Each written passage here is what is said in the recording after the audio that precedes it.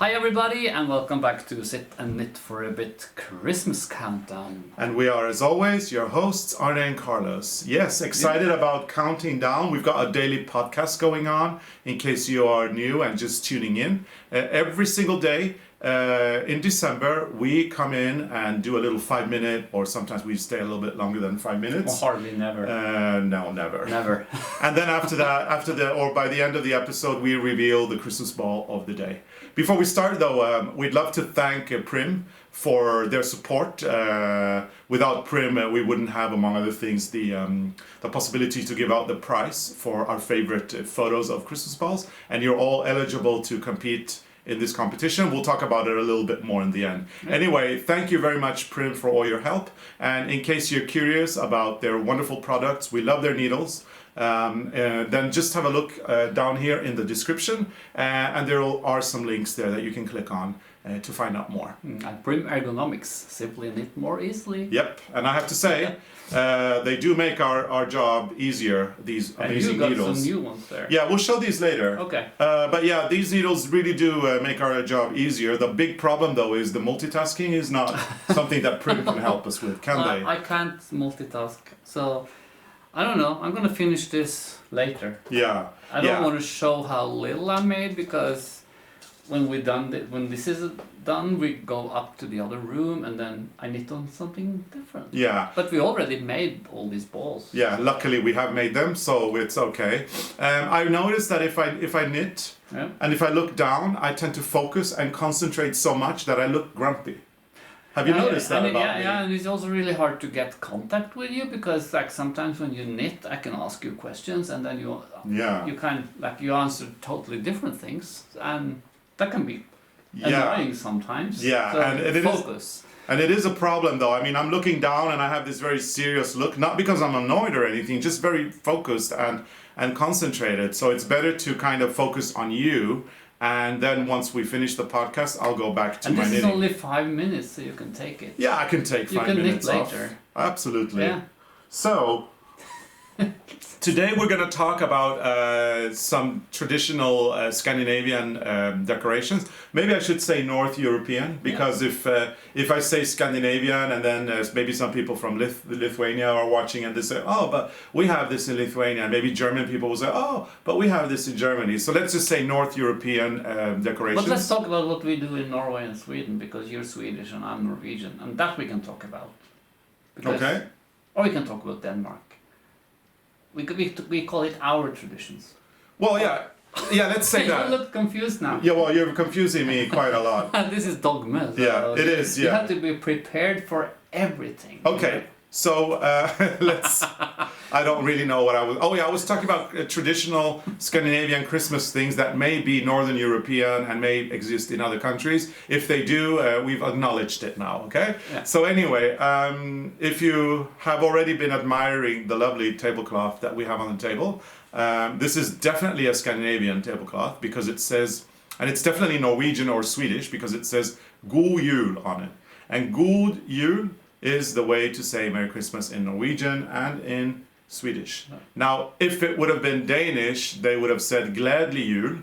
I think so. Yeah. Yes, which is the way they say Merry Christmas. We have the word glädlig in Norwegian, and in Sweden we use the word glädje, so it does exist, but not for Merry Christmas. So Norway, Sweden say God Jul, and Denmark says Glädlig Jul. Or they say Glädlig Jul. Yeah. Yeah.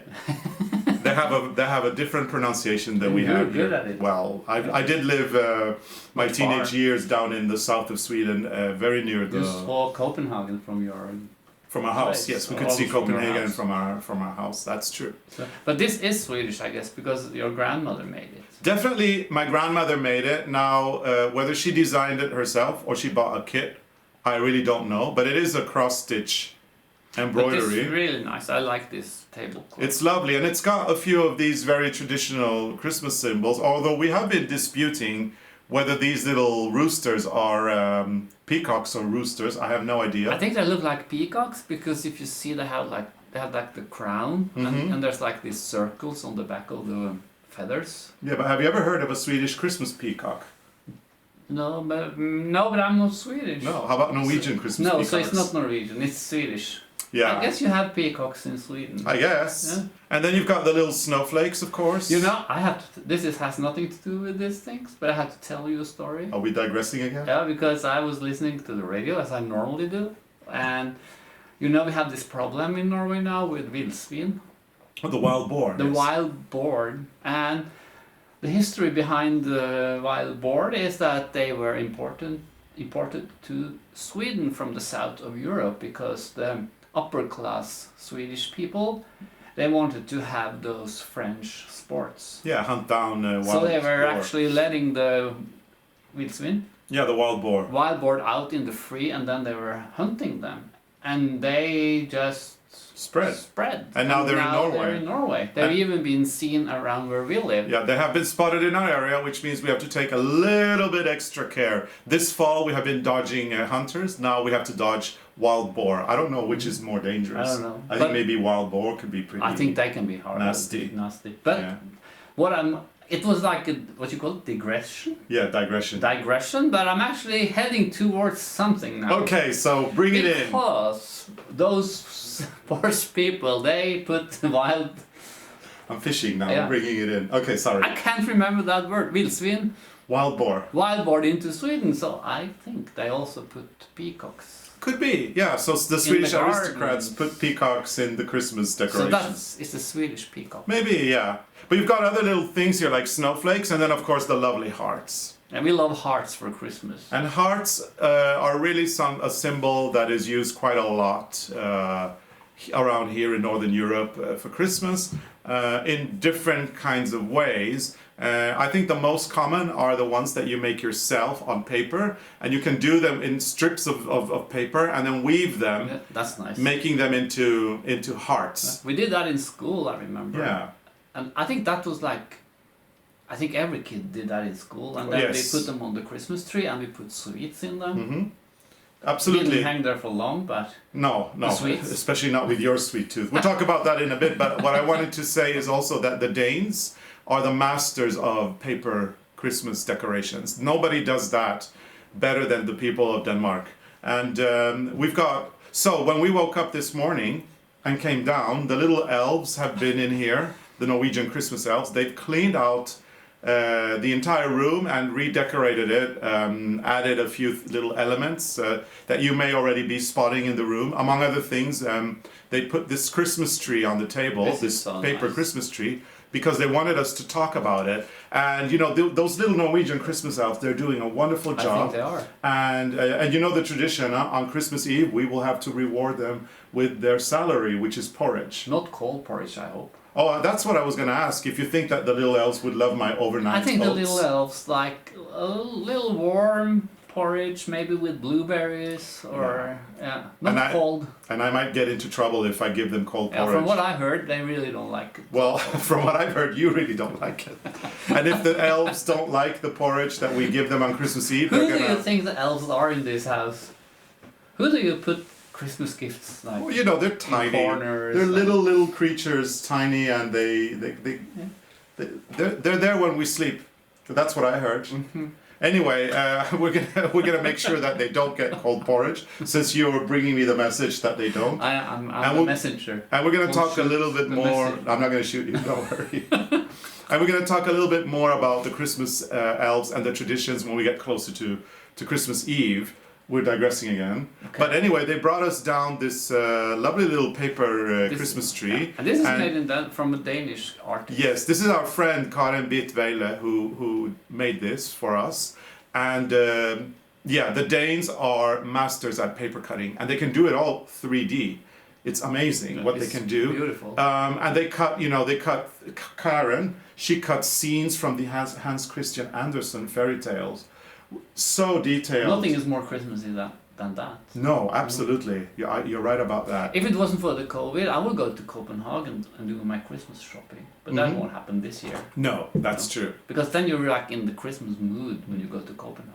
Yeah. Okay. Anyway, we were talking about hearts. We were talking about paper hearts. Then we went into talking about wild boar, peacocks, and now we're back into paper crafts, which the Danes are probably the best. And this Christmas tree is so lovely, and we're going to show you how amazing it is, because you see it like this, and then all we need to do is just fold it flat and there you go.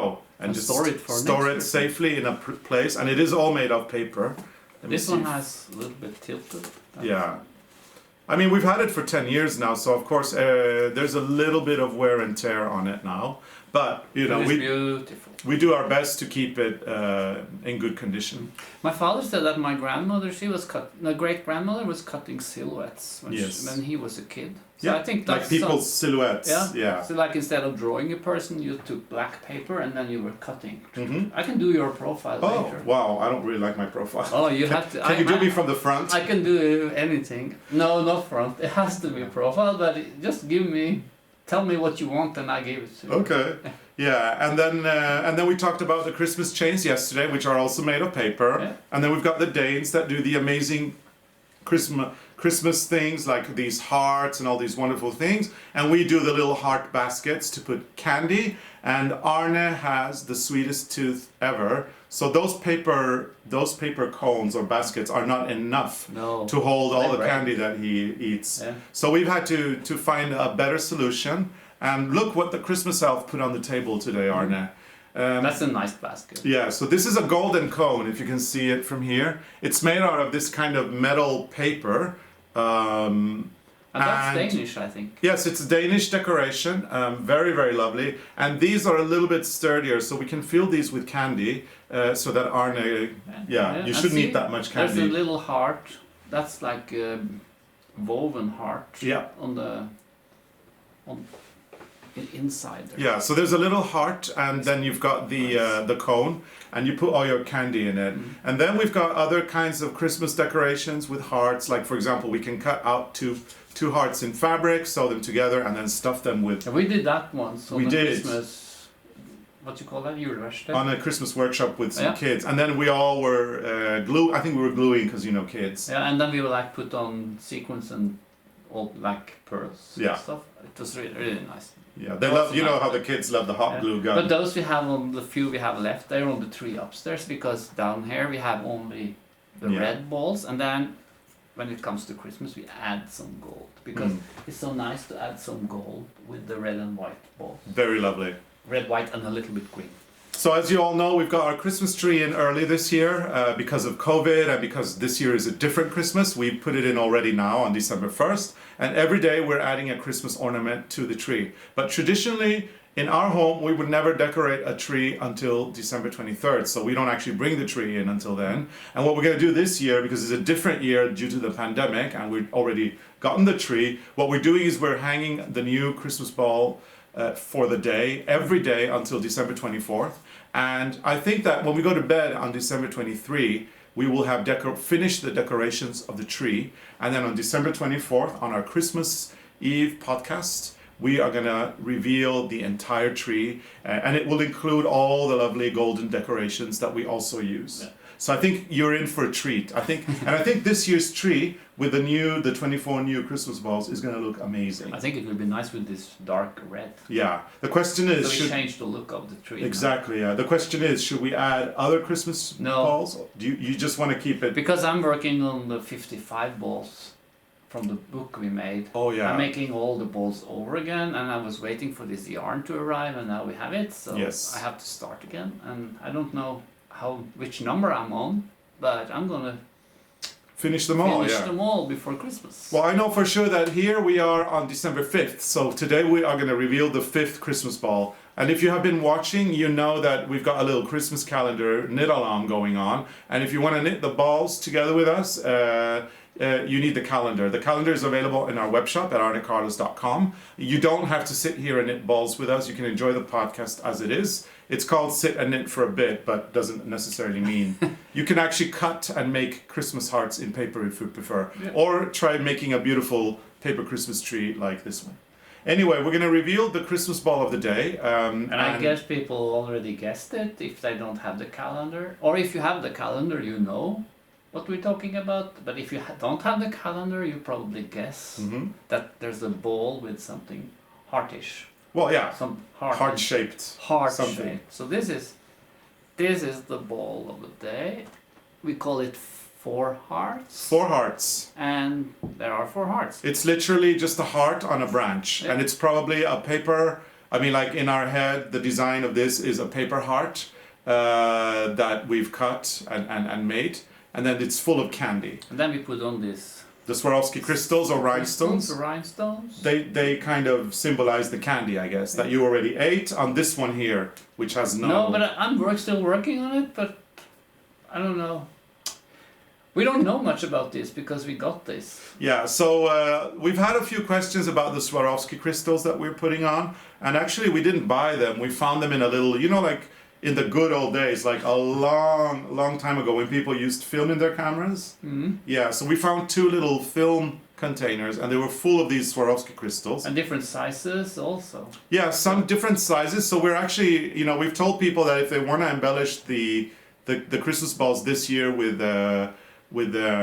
Swarovski crystals or rhinestones, we support you because it's a 10-year anniversary for our book. However, we cannot give you the information of the size of the crystal because we don't know. Maybe I don't have them anymore because these are actually the good stuff. This is... Yeah, this is the good stuff. Yeah. But I mean, I think that you can find them in all different sizes, like small, medium, large. Yeah, and I'd say that these are medium-sized crystals. And how many we've put on the balls, we don't know. We just, I think we have only one ball, which is coming later, where we actually tell you how many there are. Yes. But all the others is just like use your imagination yes. and see how many you have. Yeah. So it has no bearing. How you glue the crystals on the ball has no bearing on how you make the ball. So we will let it be up to you and your good taste to figure out what size of crystals you want to use and also how many you want to add to the balls. There's no rules. We haven't indicated on any ball except for one of them. And you can just glue away as much as you like. I think on this one we actually glued on the white, some of the white stitches. Yeah, but not all. But not all, because we just want to have a little bit of sparkle. Yeah. And that's because we have a 10-year anniversary for our Christmas ball. Mm-hmm. So we are going big this time. We're going big, exactly. Yes. This is a nice ball. So Arne, I think that we're reaching the end of this little 5-minute podcast. Yeah. And I was wondering if you would like to tell our viewers about the competition that we have. We have this for you. 2 winners. We will pick 2 winners based on the pictures we see on Instagram. In January. Yeah, and you get the little tote bag. Then there are our book, which we will sign for you, which gives you a lot of ideas. And this is perfect. And this is a perfect thing to show today because of the paper crafts and the tree. So the 2 lucky winners will win our book, Make Your Own Idea Book, which we will sign and dedicate to you. And then you get a lot of needles. Yes. There's like circular and what you call double pointed. Yeah, there's tons of needles in there. They're all from Prym. And you have one, you should open it. And show. So I'm going to show you what the needles... What you get in the... Yeah, some of the needles that you get in the package. We're going to show you those. And by the way, in order to be eligible for our contest, all you need to do is post photographs of your own Christmas calendar balls. So any of the 24 balls or all the balls. Actually, the more photographs you post on Instagram, the more eligible you become to win our competition. So if you want to post 15 photos of the balls, it's per day, it's perfectly okay. All you need to do is hashtag ARNE CARLOS and also please hashtag sit and knit for a bit. Once you post your photograph of your ball with those hashtags, you're eligible to become a winner in the competition. And in January, Arne and I will select each of us a favorite photograph, and then the winner will be contacted, and you will win loads of lovely needles and the book. And the lovely tote bag. The tote bag is very rare. Is that the word? Because we don't sell it. No, because this is a small tote bag. It's very nice for a project. And this is what you get as a gift when you come to our knitting cruises. Mm-hmm. But we won't have a cruise baby in a while. Yeah, we'll see when we have bags for the cruise later. So anyway, we're going to show you 2 of the needles that you get in the price, and they are these. So these are the Prym Ergonomic Needles made in white composite material. And if you haven't tried the white composite material needles, I'm going to tell you why I love them so much. I love them so much because when you cast on, every single stitch is visible. So if you have struggle with your eyes and you're working with especially the darker colors, every stitch will show easily when you use these white needles, which I think is fantastic. And then the needles are also triangular with a round tip, so they're very comfortable to hold and very ergonomic. Especially when you knit like we do, when you pick from the fingers. Sometimes, like if you work with really sharp needles, you can actually hurt yourself. So this is very nice for that. So they're perfect. And these needles come in 2 different sizes. They're both going to be in the bag. The smaller size is the 15 centimeter needle, and the larger size is the 20 centimeter. So there's a 5 centimeter difference. And I have to say, I love the tiny ones, or the 15 centimeters, to do socks and to do the Christmas balls, because they are so easy to hold, especially when you're working with fewer stitches. Yeah. So they're really great. So you've got the 20 centimeter and the 15 centimeter in the white. I'm gonna take out a needle. Actually, I have one here so that you can see what they look like. Very, very cool. So yeah, so this is going to be part of your gift package if you win our competition. So we're very excited about seeing all those wonderful photos, and we can't wait to pick a winner. Yeah. So should we stop? Maybe we went over 5 minutes now. I think we may have gone a little bit over 5 minutes. So maybe we should just do the formalities and then hang the ball. And hang the ball. So you do the formalities. Oh, you do them so well. Okay, I can try. Okay, so if you liked the video, put your thumbs up, and please remember to subscribe, because then you won't, and put on your notifications, because then you won't miss an episode. And if you want to have like news from us, put yourself on the mailing list. Perfect. Is that good? That's very good. So, do you want to hang the ball? Yeah. Well, you know, we've done this so many times, I hardly remember what to say. Well, it doesn't really matter. We say it every day, so people are probably really tired of hearing it all the time. Okay, but we see you tomorrow with a new ball, and just put this on the tree. Yeah, tomorrow we will tell you more stories and more traditions from Scandinavia. We can't wait to see you again very, very soon. So enjoy the rest of your evening or morning, depending on where you are, and see you again tomorrow. Bye. Bye.